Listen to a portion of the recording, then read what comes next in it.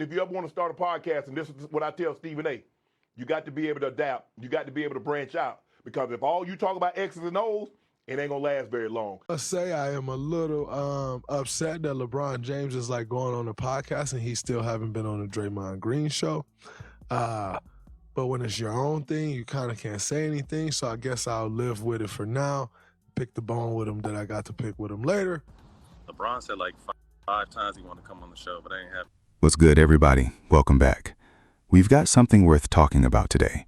I wanted to show those clips first before getting into the breakdown, because a very interesting question has come up surrounding Shannon Sharpe's podcast, specifically whether he feels any kind of way about LeBron James choosing to appear on Pat McAfee's show instead. And when you zoom out and look at the bigger picture, people are starting to notice a pattern. LeBron went on Pat McAfee's podcast. He's been linked to starting a podcast with JJ Redick. There were conversations about a podcast with Steve Nash. He was out on the golf course with a certain crowd. And the common thread that people keep pointing out is this: LeBron doesn't seem to be showing up on podcasts hosted by black men who genuinely rock with him. Now, to break down each move individually, the JJ Redick podcast situation read to a lot of people like a coaching audition more than anything else. The Pat McAfee appearance felt more calculated, a strategic flex aimed directly at Stephen A. Smith, given that those two had been going back and forth publicly. LeBron essentially used that platform to send a message about where his reach and influence really sit. But through all of that, golf outings, podcast appearances, collaborative projects, the question people keep coming back to is, why hasn't LeBron shown up on Shannon Sharpe's Club Shay Shay? We've seen Coach Prime sit down with Shannon. We've seen plenty of high-profile guests come through that show. So what's the holdup with LeBron? What LeBron said about his time in Miami. Hell no, I vehemently disagree. I strenuously disagree with what he said. At the time that he had arrived in Miami, he had two regular season MVPs and one finals appearance through his first 7 seasons. LeBron, do you realize the reason why you got into the GOAT conversation? Because of what transpired in Miami? You won 2 more finals MVPs. You won 2 more regular season MVPs. You went to 4 straight finals. LeBron, how can you say that your career was going to be the same without going to Miami? LeBron, I'm not so sure. Had you not gone to Miami, how do I make a compelling case? And I can argue any case before the Supreme Court. How do I make a case that he's a top 5 player if he doesn't go to Miami, Stephen A? I don't understand why LeBron wants to be so dismissive.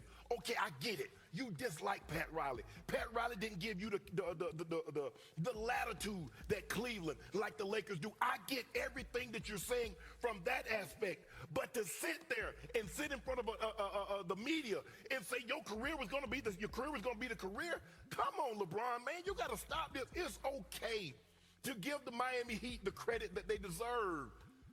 Man, I almost caught a heart attack. I cannot believe I am so proud of you right now. I thought you were going to disagree. This touches my heart, Shannon Sharpe. I didn't. Now, there was one other moment worth bringing up. During a game involving Bronny's G League team, Shannon Sharpe made a comment expressing that he wished Bronny hadn't gotten a layup-line opportunity. I want to pull up that clip so you can hear exactly what was said in context, but I genuinely believe that moment, and the way Shannon chose to frame it at the time, is a significant part of why LeBron has zero interest in sitting down on Club Shay Shay. And as it happens, Shannon's audience actually brought this up and pressed him about it directly during tonight's show. I'm going on all these other athlete shows and not Nightcap. The one thing that we wanted to do with Nightcap, other than what Club Shay Shay is, we didn't want to make it guest dependent. So even if we don't have a guest on Nightcap, I feel Ocho, Joe, and I can talk about anything. Club Shay Shay is bigger than any one guest. I appreciate everybody giving me their time and coming on my show. I did not start Nightcap to have LeBron James as a guest. If he comes on, I'll graciously accept him and be as thorough as I can. But it doesn't bother me. Cat Williams went on my show when he hadn't really done anything. So I've had guests to come on my show that haven't gone on other shows. Damon Wayans, he don't really do things. Ted Cruz don't really do things. Yeah, it'd be great. But I didn't defend LeBron. When I say something about LeBron, I sincerely believe it. And I try to back it up with facts. That's it. But if LeBron comes on, he wants to come on Nightcap, we love to have him. If he wants to come on Club Shay, we love to have him. But if he doesn't, I promise you, people are still going to watch Nightcap. People still are going to watch Club Shay Shay. I love every guest that we have. We got young MA on there now. She was unbelievable. I love sitting down with people that I don't really know a whole lot about. And as we do a deep dive and to watch them open up. But no, bro, I don't feel no type of way. I know people that, they try to make it a big deal. And even Stephen A's like, bro, you went on P-Mac. Hey, I love P-Mac. Because P-Mac let you know what's capable. Yeah. He took a show that was in his basement or however he was doing it in Indy, and boom. So for me, Nightcap is not guest dependent. Ocho, Joe, and I, we can talk about anything. We can make it entertaining. We can make it informative. We can make it educational. Club Shay Shay is a little bit more guest dependent. So that's why you'll see the ebbs and flows with the views. Somebody they really like, people will tune in. Somebody they don't, they'll click. And that's your right. But no, I don't feel any type of way if LeBron. And Shannon Sharpe's response was clear and direct. And honestly, he makes a fair point. You don't want to build a podcast in a way that makes its success entirely dependent on landing one specific guest. That's not a sustainable foundation for any platform. That said, there's no denying that a LeBron James appearance, especially during the earlier stages of Club Shay Shay, when Shannon was still establishing his footing, would have given the show a significant boost in visibility and credibility. But there are layers to why that appearance probably never happened. Shannon's well-known alignment with Stephen A. Smith almost certainly didn't help matters. Given the tension that exists between LeBron and Stephen A., that association alone likely made the prospect of him sitting down on that platform a lot less appealing at the time. There's also a broader question worth considering. Does LeBron even want to do that kind of interview right now? Club Shay Shay is known for being intimate and personal. Shannon draws out life stories, vulnerable moments, and candid reflections from his guests. Is LeBron in a place where he wants to share that side of himself on someone else's platform? Or is he deliberately holding those stories back for his own projects, documentaries, productions, things he has full creative control over?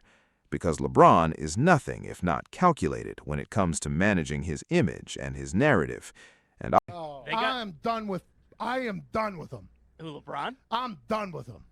Well, you didn't like his antics last night? Everything. But he went to Los Angeles and he's become very difficult to like. He's become a very difficult person to like. I was a diehard LeBron James fan. Yeah. Since high school. I watched him in high school. He came in, played against the Pennsylvania All-Stars just as high school, and he dunked from the foul line on some little white kid from my high school. I was like, that guy's really good at basketball. I like that guy. Yeah. Had a shoe deal, was driving a Hummer, the whole thing. Went to Cleveland, then he went to Miami, back to Cleveland. But this year, he got his guy. He's got Anthony Davis. He's got his guy. He's got a team, got a new coach. then there was the whole China situation, which put Pat McAfee in a genuinely embarrassing position publicly.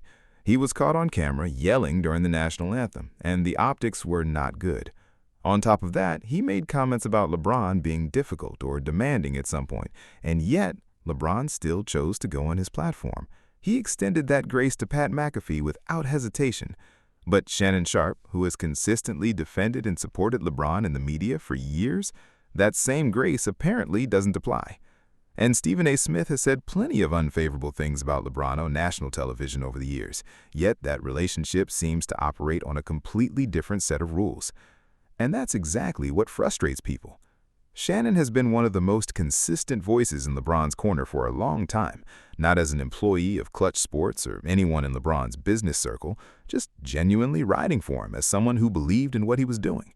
He was showing up to games, defending him publicly against Skip Bayless and Stephen A. Smith, two of the loudest voices pushing the narrative that Michael Jordan is definitively the greatest of all time. Shannon was in that fight consistently. He even inserted himself into the Memphis Grizzlies situation in a way that, while arguably going too far, came from a place of loyalty.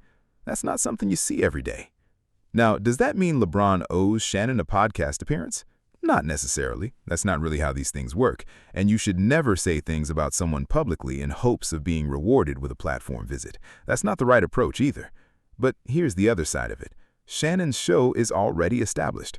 Club Shay Shay proved what it could do when Cat Williams sat down and delivered one of the most talked about interviews in recent memory. That episode went viral and took on a life of its own. Shannon doesn't need LeBron to validate his platform at this point. Which brings up another question. Would LeBron ever go on Draymond Green's podcast?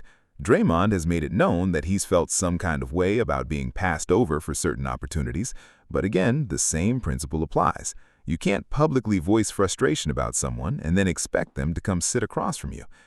Now, one thing worth noting, and correct me in the comments if I'm wrong, but has Shannon Sharpe ever appeared on LeBron's platform, the Shop? I wanted to look that up before making a firm point about this. From what I can find, it doesn't appear that Shannon has been a guest on the Shop. There was an episode involving Antonio Brown and Shannon in some capacity, but that's a different situation entirely. And here's why that matters. If Shannon had gone on the Shop and given LeBron that kind of genuine reciprocal energy on his platform, then you could make a much stronger case that a Club Shay Shay appearance should follow naturally. That would be the one scenario where I think the expectation of reciprocation would be completely fair and reasonable.